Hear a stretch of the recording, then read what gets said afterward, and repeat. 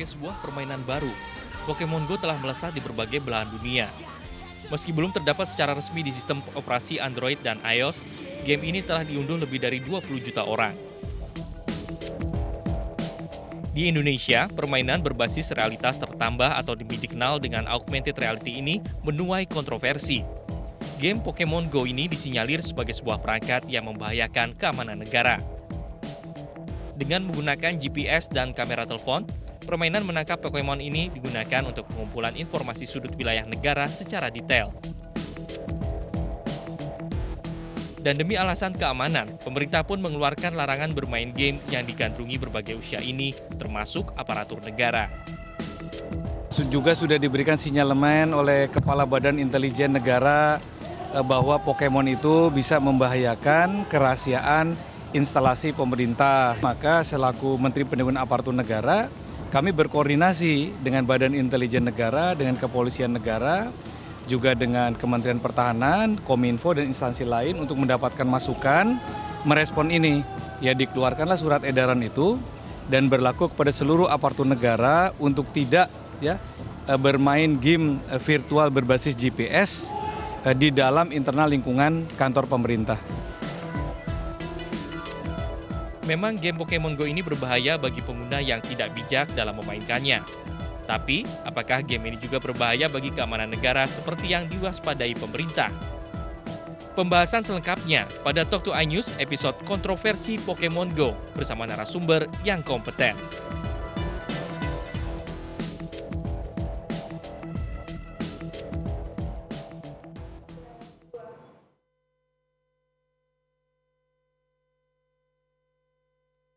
Ya pemirsa, Pokemon Go sejatinya belum dirilis secara resmi di Indonesia, baru di 31 negara hingga malam ini, tapi jutaan orang di Indonesia sudah tersihir dengan game Pokemon Go.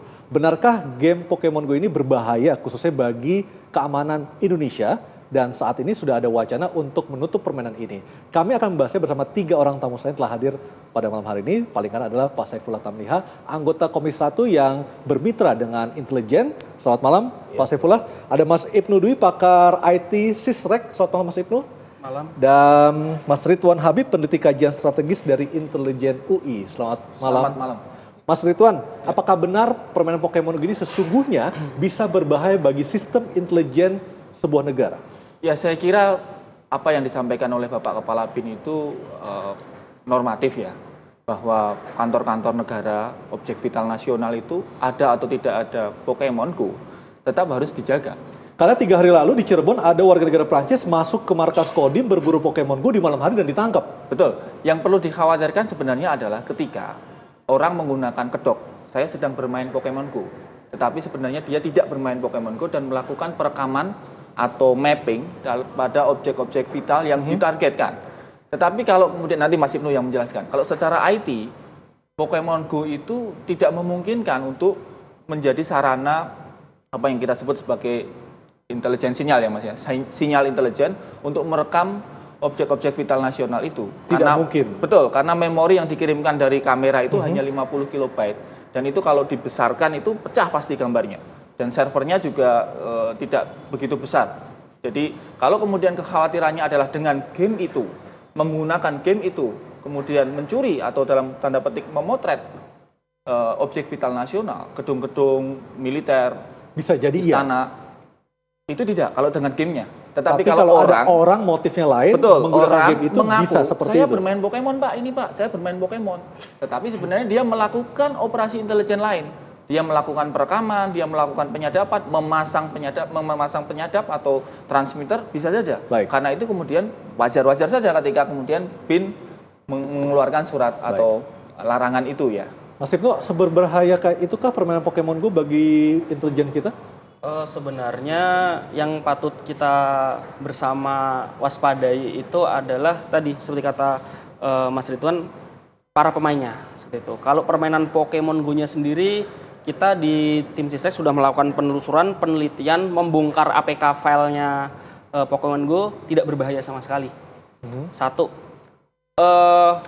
Pokemon Go ini setiap kali kita menangkap Pokemon, ya, data yang dikirimkan dari kita Dari ke ponsel kita? dari ponsel kita ke server itu tidak lebih dari 50 kilobyte. Dan itu tidak berbahaya? Nah, file yang kecil ini bisa 10, 20, 30 kilobyte itu hanya file teks.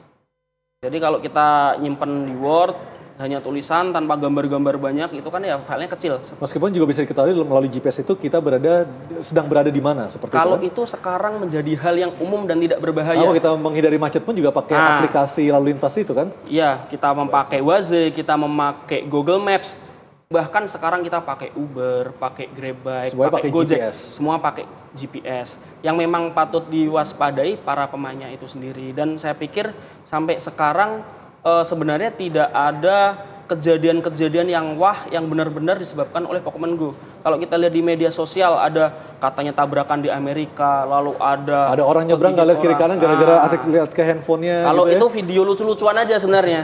Dan beritanya juga berita lucu-lucuan yang ya cari sensasi. Tapi Baik. sebenarnya kalau kita runut lebih lanjut sumbernya itu tidak ada. Seperti itu. Pak Saifullah main Pokemon juga di DPR? Saya sendiri enggak.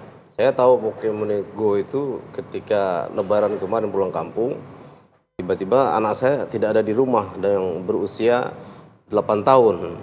Saya lihat di CCTV rumah, oh anak saya udah 100 meter daripada rumah. Kemudian saya minta agar dia balik itu, ternyata dia main Pokemon Go. Itu umur 8 Jadi ketika tahun. bapak tanya, kamu kemana? Saya berburu monster pak, berburu Pokemon gitu ya? Iya, jadi saya tahunya di Lebaran kemarin. Nah, oleh karena itu kita sudah melakukan koordinasi dengan Kepala BIN Rabu malam yang lalu, juga komunikasi intensif dengan Menteri Komunikasi Informasi yang juga mitra Komisi 1. Nanti tentunya kita berharap ini dibahas segera. Tapi hasilnya akan mengarah kemana pak? Akankah Pokemon ini ditutup ataukah dibiarkan seperti saat ini atau seperti apa nanti? Opsinya ada dua. Opsinya Yang seperti apa? pertama larangan, yang kedua dibuat peraturan. Nah, kita kebetulan sedang melakukan revisi terhadap undang-undang IT. Nah, ini nanti akan... Aturan artinya Ketua DPR misalnya Pak Ade Komarudin sudah mengatakan melarang anggota DPR bermain Pokemon Go di lingkungan kerja seperti itu ya? Ya, itu Kira-kira kan- akan seperti itu bentuk aturannya? bentuk aturannya seperti itu mungkin. Tapi dari 560 anggota DPR berapa banyak yang main Pokemon Go Pak? Ya ini kan kita tidak punya sistem yang bagus di DPR itu. Gedungnya sudah tua, kemudian siapa saja. Ya pernah juga kan anggota yang mengundurkan diri karena pada sholat Jumat dia main YouTube tentang film porno. Ya, pada saat sidang paripurna waktu ya, itu. jadi sebenarnya kita juga sempat kecolongan kemarin ketika pemilihan Komisi Penyiaran Independen. Tiba-tiba ada yang masuk Pokemon, sehingga data kita yang semestinya bersifat rahasia. Oh jadi data dari Komisi 1 ada yang bocor gara-gara lewat aplikasi Iya. Pokemon Go. Bentuknya seperti apa Pak bocornya data itu? Ya data itu kan berbentuk hasil perolehan Ya, itu. siapa-siapa Yang semestinya yang itu terpilih sangat sebagai rahasia anggota sekali. KPI. Yang semestinya kita hapus, tapi sebelum dihapus ternyata Sudah muncul di Pokemon Go. Sudah menyebar kemana-mana. Itu berapa jam setelah pengumuman Pak? Ya cuma beberapa menit setelah pengumuman. Mas Ibnu, artinya kalau tadi Pak Saifullah memberikan testimoni adanya kebocoran sebuah data yang harus bersifat rahasia dari anggota Dewan, itu artinya tidak aman dong, Pokemon Go bisa disalahgunakan untuk hal-hal seperti itu? Kalau dari observasi dan hasil riset yang sudah kami hasilkan, sebenarnya kami tidak melihat kemungkinan itu.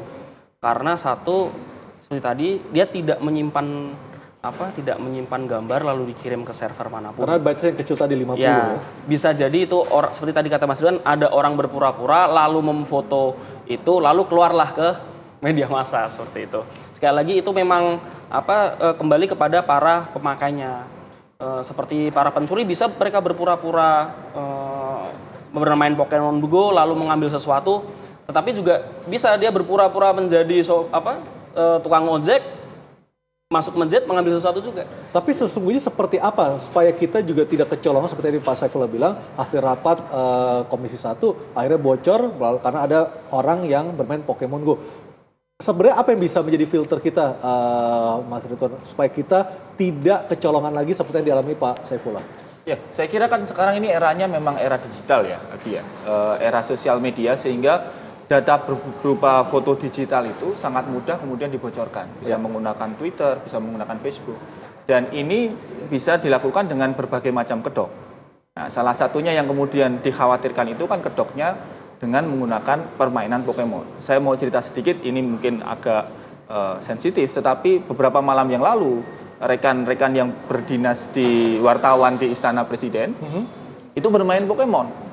Bermain Pokemon kemudian tanpa sadar karena mencari monster mendekat ke ruang pribadi Presiden yang saat itu sedang dalam posisi mau perjalanan ke Bogor. Pas Pampres kalang kabut. Ya, kemudian mereka diusir. Pagi harinya kemudian dipasanglah di istana itu dilarang bermain Pokemon di lingkungan istana. Lalu ditempel dan menjadi berita besar dan disiarkan kemana-mana. Ini yang kemudian memang harus menurut saya sih proporsional ya.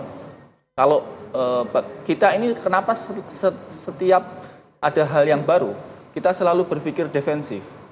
Mengapa kemudian kita tidak berpikir menggunakan ini sebagai sarana ofensif? Ya. Ambil contoh misalnya kemudian Kepala BIN diam-diam mengeluarkan surat edaran kepada seluruh atase di kedutaan-kedutaan, silakan bermain Pokemon Go di instalasi strategis di mana Anda ditempatkan. Jadi dibalik. Kita memanfaatkan permainan itu untuk kepentingan negara, seperti itu ya? Sebagai kedok, misalnya intelijen kita di luar negeri, ketika kemudian tertangkap di instalasi, saya bermain Pokemon Go. Apakah sejauh ini dari analisa Anda atau mungkin dari informasi yang Anda dapat sudah ada pihak intelijen dari negara manapun yang memanfaatkan Pokemon Go ini untuk kepentingan keamanan negaranya? Jadi begini, kalau operasi intelijen nanti Pak Tamliha yang tentu sangat memahami ya, itu ongoing operation. Dengan cara apapun? Betul, setiap negara di mana di situ ada kedutaan, dia pasti mempunyai personel intelijen dengan kedoknya masing-masing. Artinya ada atau tidak ada Pokemon Go, operasi intelijen asing itu berjalan. Ya. Nah, yang kemudian menjadi kekhawatiran teman-teman dari Deputi Kontra Intelijen, Deputi 3, yang kemudian mengusulkan kepada Bapak Kepala agar melarang Pokemon, itu adalah tadi, orang yang berkedok, pakai celana pendek, pakai kaos, kemudian masuk ke Kodim, masuk ke Koramil, kedoknya main Pokemon, tetapi sebenarnya dia mencari data yang lain. Ini yang kemudian harus diwaspadai. Bahwa Pokemon Go-nya itu sebuah hal yang positif, tadi sampaikan Pak Ibnu, tidak ada masalah di situ. Nah, ini edukasi ke masyarakat ini yang harus difikirkan. Baik. Jangan sampai kemudian asumsi keamanan nasional menjadi kritik meluas kan di masyarakat sekarang. Baik. Pak Saiful, kalau kita melihat arah dari wacana penutupan permainan Pokemon Go ini di Indonesia, sejauh ini dari DPR sendiri sikapnya seperti apa? Apakah akan mengusulkan penutupan atau masih harus mendengarkan masukan dari berbagai macam pihak? Ya tentu kami Komisi 1 harus memanggil dulu Menteri Komunikasi Informasi, termasuk Kepala BIN dan Menteri Pertahanan yang menjadi mitra kami. Ini sejauh mana antisipasi pemerintah terhadap dampak negatif dari permainan Pokemon Go ini. Ya. Nah, oleh karena itu, kalau kita belajar, kita lihat di negara-negara Eropa, itu kan mereka memiliki kode etik tentang data informasi yang dirahasiakan namanya. Nah, itulah yang dipergunakan alasan di Eropa itu boleh beroperasinya Pokemon itu. Namun demikian, ini kita tidak hanya melihat dari segi aspek intelijen atau kerahasiaan negara, tapi sejauh mana ini manfaatnya dan mudaratnya bagi dunia pendidikan kita. Nah, yang terjadi yang di Kodim Cirebon. Itu kan dia ada sebuah event acara tertentu menunggu 12 jam daripada dia jenuh di kamar kemudian dia bermain itu. Nah, ini kan bisa saja membuat orang-orang yang tidak punya pekerjaan itu menjadi pemalas kemudian main Pokemon. Nah, ini jangan hanya kita melihat satu aspek saja. Baik, nanti kita lanjutkan lagi manfaat dan mudarat dan seperti apa harus pemerintah bertindak. Dan saya pemirsa masih punya satu orang tamu lagi, yakni Arianata, gamer, salah satu gamer Pokemon Go yang ada di Indonesia, sudah sampai level 16, bahkan ia sudah memberikan tutorial. Jadi banyak sekali masyarakat yang main Pokemon Go bertanya langsung ke Arianata. Selamat malam Arianata, apa kabar? Baik Mas. Jadi sekarang udah level 16 ya? 19. Oh 19? Berarti 21, 2 stage lagi ya? Iya betul. Baiklah, kita akan berbincang, dan pemirsa tetaplah bersama kami di Talk to iNews.